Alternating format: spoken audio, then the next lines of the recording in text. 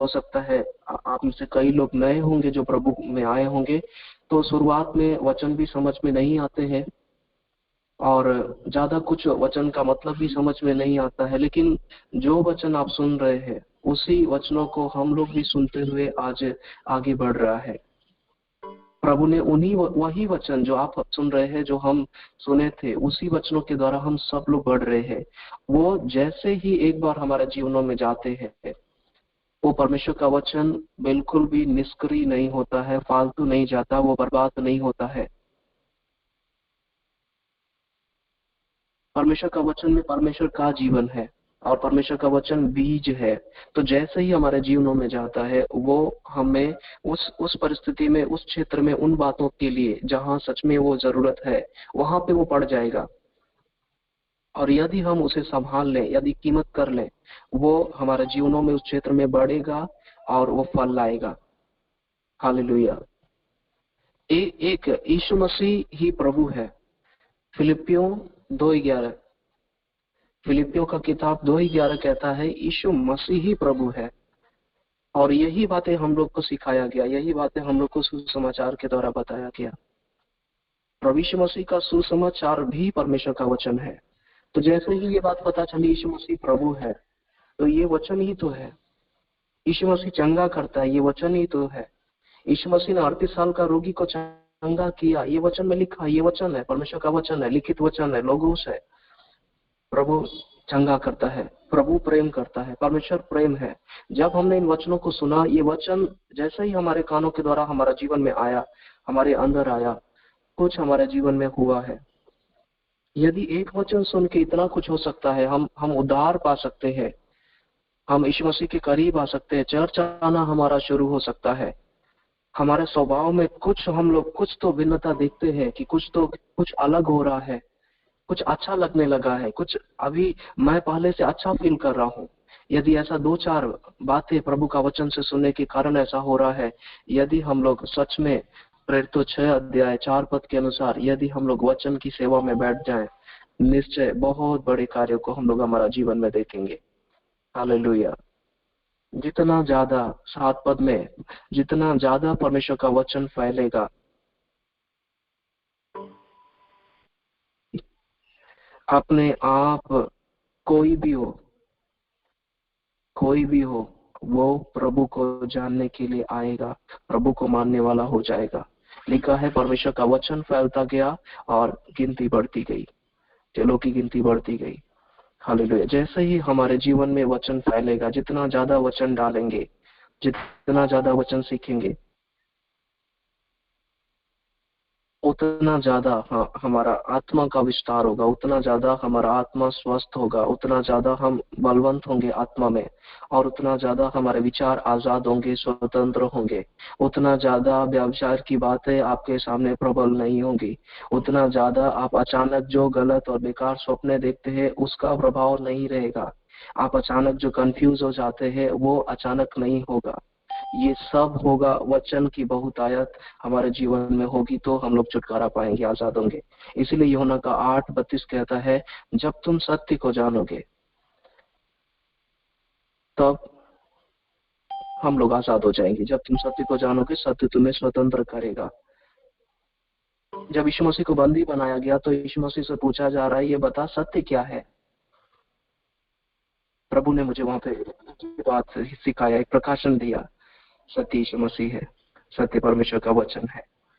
यीशु मसीह वहां पे नहीं बोला उससे, क्योंकि सारी बातें तो क्लियर थी, ये लोग सुन नहीं रहा है। वो पूछ रहा है सत्य क्या है। सत्य परमेश्वर का वचन है, सत्य यीशु मसीह है। परमेश्वर का वचन में लिखा हुआ एक एक बातें सत्य है। आप उसको पढ़ेंगे, मैंने पिछले दिनों बताया है, वो दाऊद के बारे में, उसका व्यभिचार का जो भी बात, जो कार्य उसका जीवन में जो घटना घटी है, यदि उस अध्याय को भी पढ़ेंगे, उन वचनों को भी पढ़ेंगे, वो आपके लिए व्यभिचार में आपको प्रेरित नहीं करेगा। वो आपको व्यभिचार में प्रेरित नहीं करेगा, वो आपको व्यभिचार से बचने के लिए जीवन देगा।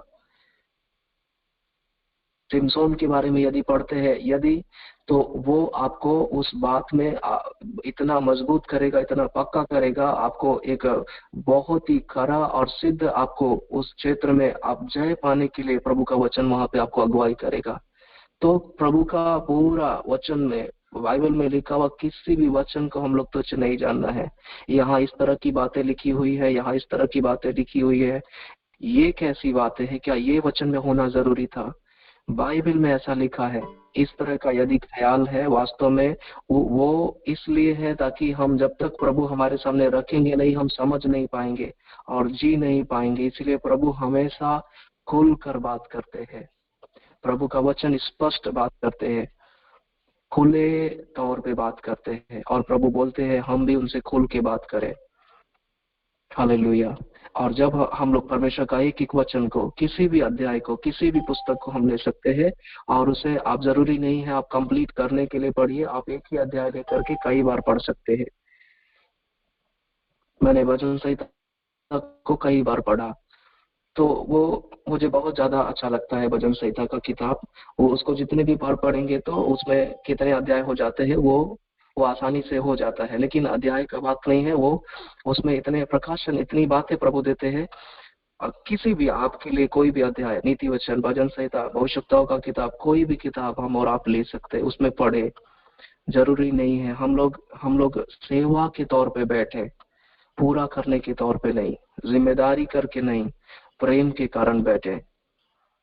हमें 10 अध्याय बोला गया है, हम 10 अध्याय पढ़ेंगे ये सोचकर नहीं, हम परमेश्वर का वचन से प्रेम करते हैं। परमेश्वर का जो वचन है उसमें बहुत सारी बातें हैं, उसमें चेतावनी है, उसमें वाचा है, उसमें शांति है, चंगाई है, जीवन है, छुटकारा है, प्रभु की डांट है। मैं इसलिए पढ़ूंगा, मैं उसके साथ बैठूंगा, मैं खिलाने पिलाने, यहाँ वहाँ दौड़ने भागने को बंद करके मैं परमेश्वर का वचन के साथ बैठूंगा। ये मेरी उत्तम सेवा रहेगी प्रभु के साथ। ऐसा सोच के जब बैठेंगे, निश्चय प्रभु का आत्मा हमसे बात करेंगे और हम आशीषित होंगे। हालेलुया। एक यहाँ पे एक व्यक्ति को हम लोग देखते हैं, प्रेरितों 6 अध्याय में ही, 6 अध्याय 7 अध्याय में देखते हैं, स्तेफनुस करके एक व्यक्ति है। 7 अध्याय में उसने भाषण देना शुरू किया है। उसको बंदी बनाया गया है, उसको गिरफ्तार कर लिया गया है, फिर वो उस सच्चाई को लोगों के सामने बोलना शुरू किया है। 7 अध्याय में देखते हैं, और उसको पढ़ेंगे अच्छे से तो यहाँ पे उत्पत्ति से लेकर अब्राहम की बातें लेकर के यीशु मसीह पे ले आकर के अपनी बात को समाप्त कर रहा है। ये बात मुझे छुआ है। हमको उत्पत्ति से लेकर प्रकाशित वाक्य तक का एक एक बातें प्रकाशन के साथ, केवल ऐसे कहानी के तौर पे नहीं, प्रकाशन के साथ हमें पता होता है। वास्तव में तभी हम लोग प्रभु का जीवन जी पाएंगे, नहीं तो कहीं भी बीच में हम लोग गिर सकते हैं।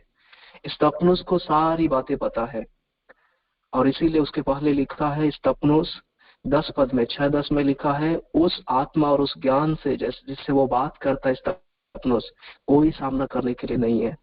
एक व्यक्ति जो वचन से भरा हुआ होगा, परमेश्वर का सच्चाई और परमेश्वर का ज्ञान जिसके अंदर होगा, उसके अंदर परमेश्वर का आत्मा कूट कूट के भरा हुआ होगा। विस्फोट करने वाला आत्मा पूर्ण तरीके से उसके अंदर आजाद होगा, जो वचन से भरा हुआ होगा। हालेलुया। जो वचन से भरा हुआ व्यक्ति है वो परमेश्वर से भरा हुआ है। तो कितना वचन से भरा हुआ है यही दिखाएगा कितना परमेश्वर से भरा हुआ है।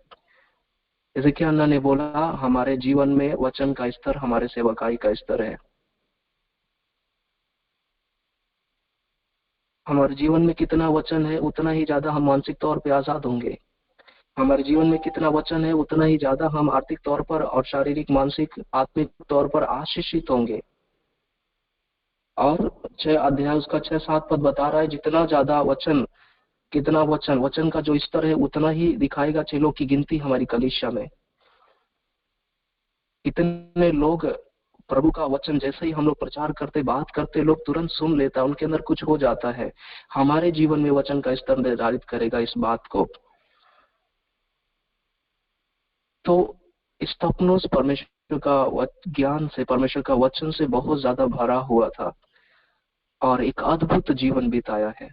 बहुत भयंकर जीवन बिताया है। 8 पद में लिखा है, स्तेफनस अनुग्रह और सामर्थ्य से परिपूर्ण होकर बड़े बड़े बड़े अद्भुत काम और चिन्ह दिखाया करता था। सिर्फ एक ही कारण, परमेश्वर का वचन।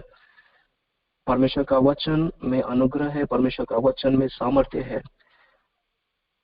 यीशु मसीह के बारे में लिखा है, वो परमेश्वर का अनुग्रह और सच्चाई से परिपूर्ण होकर आकर हमारे बीच में डेरा किया।